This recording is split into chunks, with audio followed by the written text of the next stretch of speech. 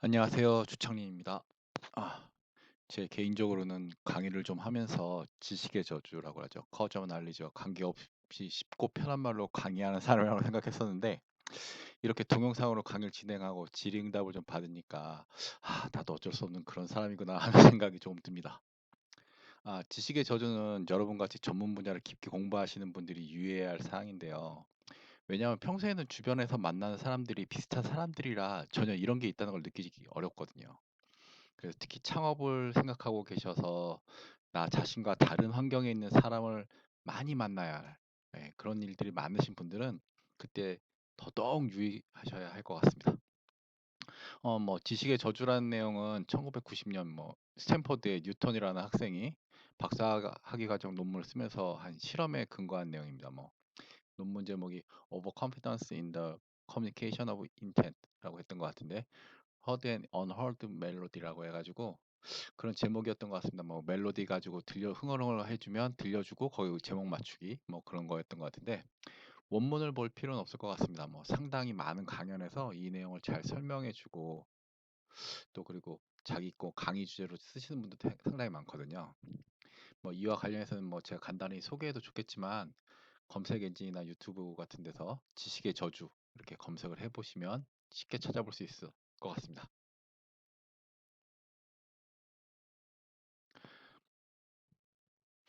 이번 시간은 재무 분석에 대한 내용입니다. 뭐 앞에 회계에서 나온 재무제표상의 그 정보들이 있었지 않습니까? 그 정보들 간의 비율을 정리해서 보는 부분이라고 부분이라 그렇게 중요하지 않다고 생각할 수 있어서 뺄까도 생각도 했습니다만 뭐 동영상 강의를 진행하다 보니까 이거에 대한 장점을 한번 살려보면 좋겠다 생각이 들어서 한번 만들어 봐야겠다 해서 구성을 해봤습니다. 또 이 재무 분석은 한도가 없기 때문에 이것도 뭐 간단한 입문 단계 소개 정도로 보시면 좋겠습니다.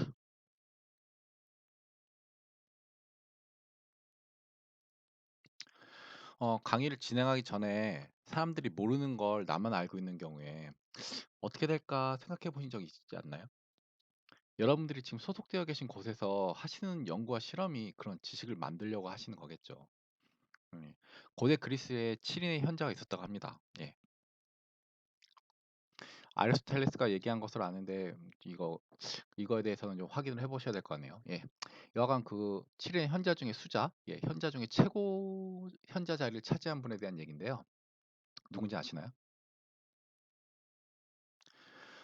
현재는 그냥 7인의 현자의 짱인 것을 넘어서 서양 최초의 철학자, 최초의 수학자, 최초의 과학자라고도 불립니다.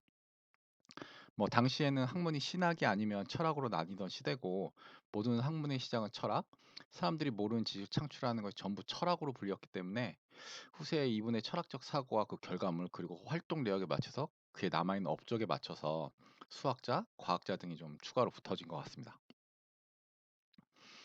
고대 그리스의 최초의 철학 관련 학파인 밀레투스 학파를 만드신 분이에요. 그냥 밀레투스 학파 시조죠. 만물의 근원은 물이라고 하신 분입니다. 지금 들으면 좀 황당한 얘기겠지만 이분이 이렇게 물질에서부터 뭐 근원이 시작됐다.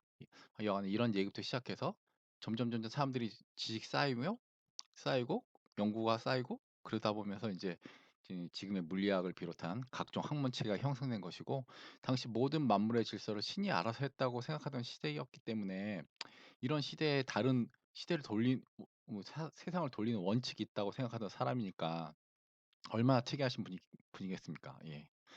이미 들어보시고 기억나시는 분도 있으실 텐데요. 예. 탈레스라는 분입니다.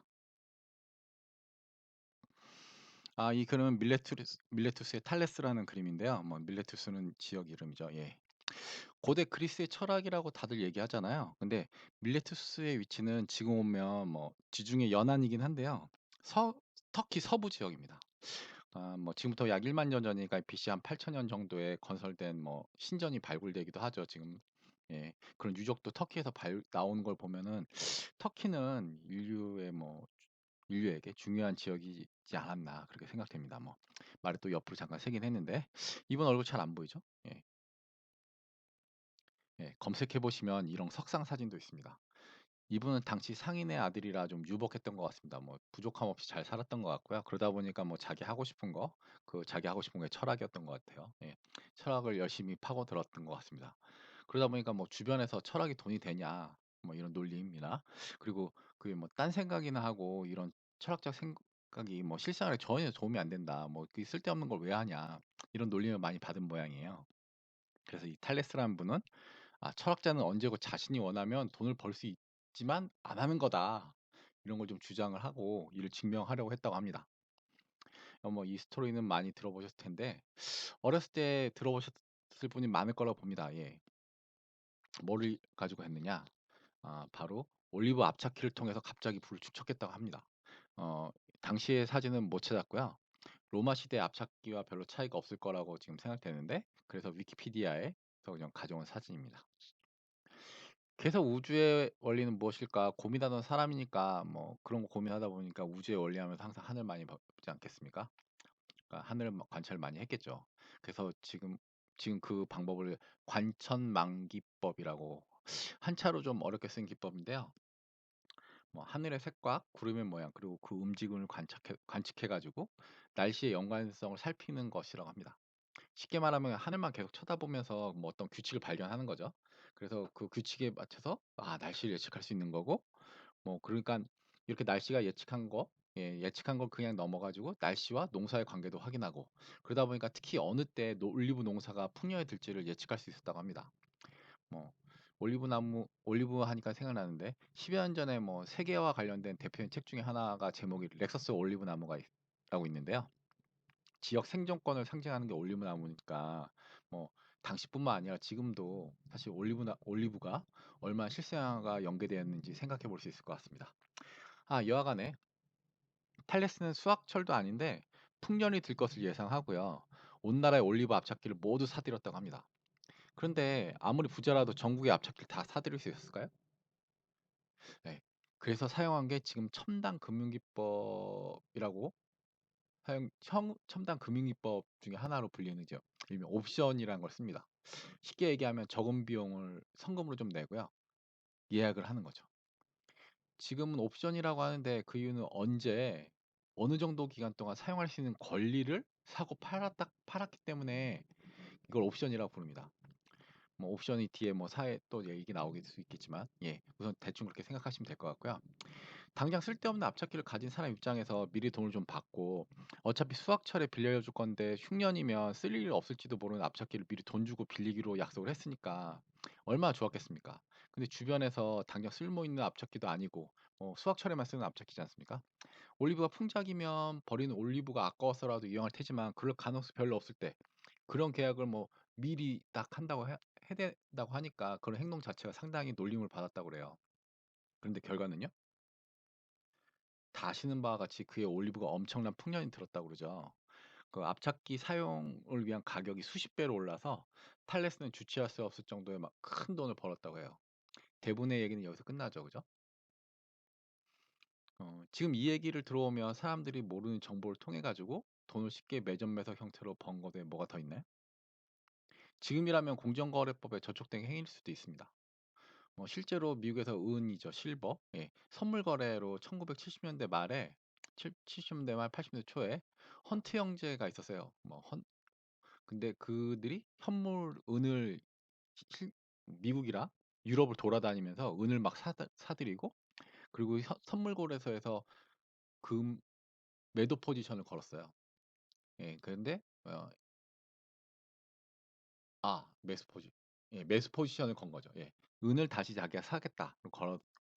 어느 정해진 가격에 사겠다고 한 거죠. 근데 다만 현물로 받겠다고 했는데 현물 대부분의 은이 헌트 형제가 갖고 있었던 거예요. 그러다 보니까 그 포지션을 해소할 수 있는 그 시점에 매도하겠다고 한 사람들이 은을 찾을 수가 없어 가지고 은 가격이 엄청나게 폭등을 합니다. 그래서 선물 거래소 이런 투기 거래 근절을 위해서 제도를 많이 바꾸게 되는데요. 그런 과정에서 선물은 약간 증거금을 내거든요. 우리나라 같은 경우는 15% 정도 증거금만 냅니다. 그래서 레버리지 6.6배 정도라고 얘기를 하는데, 이런 그 비율이 인제 제도를 바꾼 과정에서 증거금 확보를 못 하게 돼요. 그다음에 선물 포지션을 전부 날리게 돼 가지고 거지가 됩니다. 예. 그런 사례도 있었고요.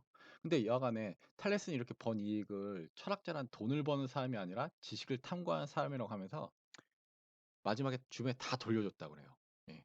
자신의 능력만 증명하고 철학이 실생활에 도움이 되는 지식을 만들어 준다는 걸 증명하고 끝낸 거죠. 그러니깐 뭐 후에 그래 뭐 이 사람의 업적뿐만 아니라 그러다 보니까 뭐 플라톤이 이제 철인 정치를 주장했던 게 아닌가 합니다.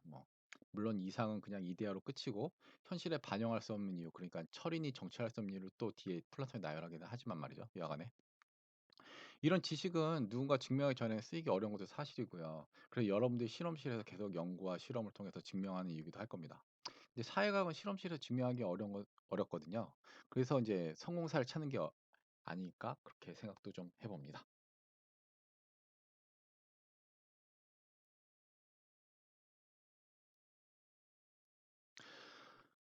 오늘 오늘 배울 내용과 관련해서 이미 좀 증명했다고 할까요? 뭐 사회적으로, 예, 현실에서 증명했다고 할까? 그런 분에 대해서 좀 알아보도록 하겠습니다. 뭐 자신의 가진 지식으로 특별한 부를 창출한 분이란 얘기죠. 예. 이분 모두 아시죠? 뭐 월가의 전설적인 투자자시죠, 미국에서. 예. 지금은 어떤지 모르지만 주식 투자만으로 부를 축적한 사람이고요. 뭐 세계 2위 부자리도 상당히 오랫동안 지켜오신 분이죠. 예. 워렌 버핏입니다. 그러니까 이분이 멘토이자 스승으로 모신 분이 하는 분이 있는데요. 벤자민 그레이엄이라고 하시는 분인데 워렌 버핏이 아버지 외에 가장 영향력 있는, 자신에게 영향을 많이 끼친 분으로 꼽은 분입니다. 이분이 지금 가치 투자의 아버지라 불리고요. 예. 신고전 투자 이론에 대한 대표적인 책을 두 권을 쓰셨어요. 뭐 아직도 그 책은 읽혀지고 있다고 하는데요.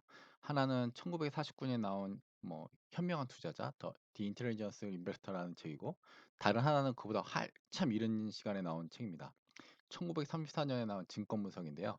Security Analysis인데, 기본은 증권 분석이고 그 후에 시장의 비합리적 행태를 감안해서 나온 게 현명한 투자자라고 보시면 될 것 같네요. 네. 지금 보시는 바와 같이 6판까지 나온 것 같아요. 기업의 기본적인 가치가 계산될 수 있고 시장에서 기업의 가치는 그 근본으로 회귀한다는 철학을 가지고 투자를 하는 게 가치 투자라고 보시면 될 것 같은데요. 그래서 뭐 펀더멘탈 어널리시스라고도 합니다.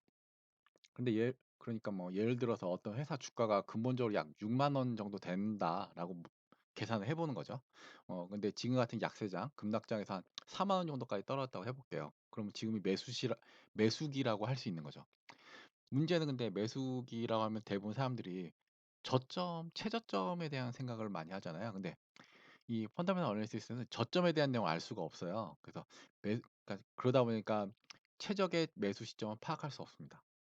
하지만 뭐 여하간 장기적으로는 그 회사가 다시 6만 원으로 갈 테니까 근접할 거라고 믿기 때문에 지금 뭐 4만 원에 사던, 더 떨어져 있어서 3만 원에 사던, 자기가 그 떨어진 만큼 버틸 수 있다 그러면 6만 원에 가서 자기가 하게 되면 수익을 실현할 수 있다. 뭐 그런 얘기를 보시면 될 것 같아요.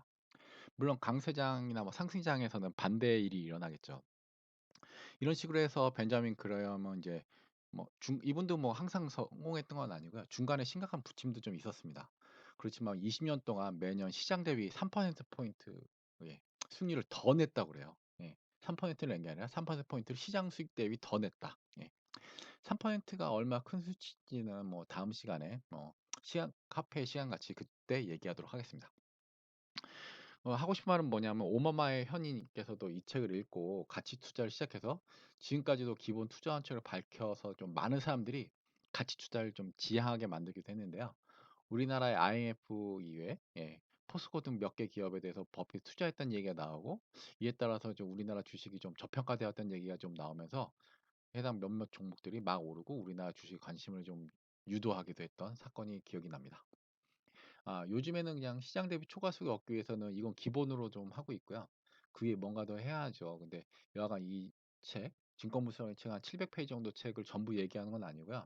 저도 그냥 얘기만 들었지 안 읽어봤기 때문에 이거에 대해서 뭐 제가 뭐 해드릴 수 있는 말은 별로 없고요. 이 책의 일부분, 대부분은 뭐 재무관리에서 얘기하는 비율 분석에 대해서 좀 하도록 하겠습니다.